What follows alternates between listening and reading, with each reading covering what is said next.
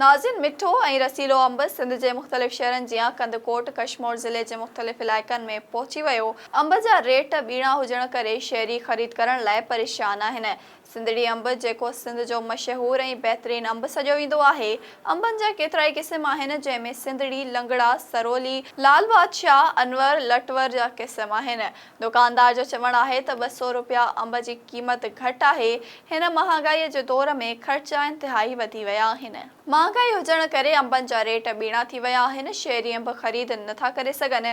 गुज़िरियल साल जी भेट में सिंधड़ी अंब जे रेटनि में इंतिहाई इज़ाफ़ो थियो आहे। वफ़ाक़ हुकूमत अवाम खे रिलीफ फराहम करण में मुकमल तौर नाकाम थी चुकी आहे। हितां जे दुकानदारनि बि हर चीज़ ते पंहिंजा अघ मुक़रर करे छॾिया आहिनि। इंतिज़ामिया जी मंथली मुक़रर आहे। इंतिज़ामिया खे घुर्जे त मंथली वठणु बंदि करे ऐं अवाम जी सहूलियत लाइ वधीक अघ वठंदड़ दुकानदारनि ख़िलाफ़ कार्रवाई कई वञे। अंबनि जे महांगे थियण जे हवाले सां शेरिन कंदकोट जे रिपोर्टर सां ॻाल्हि ॿोल कई आहे, जेका तव्हांखे ॾेखारियूं था।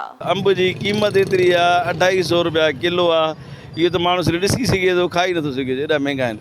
ऐं बदबख़्ती आहे जेकी असांजे इलाइक़े जी आहे, जेकी असांजे सिंध जी आहे, न पंजाब जी आहे, न KPK जो आहे। सिंध जो अंब आहे, सिंधड़ी अंब। ऐं उन्हनि खे सिंध गवर्नमेंट खे इहा शइ करणु खपे त बाबा घटि में घटि जेको शइ मौसम में अचे थी उनखे सस्तो त करनि। एॾो महांगो करे छॾंदा जो ग़रीब माण्हू खाई नथो सघे। असां ग़रीब खे गवर्नमेंट पिनाए छॾियो। अटो बि असांखे वियो आहे खाइण जो। 2 मानी जा अचे, हिकिड़ो मानी था खाऊं। गवर्नमेंट ॿार ग़रीब रोए रोए मरनि था। को खाइण लाइ को सुख न आहे।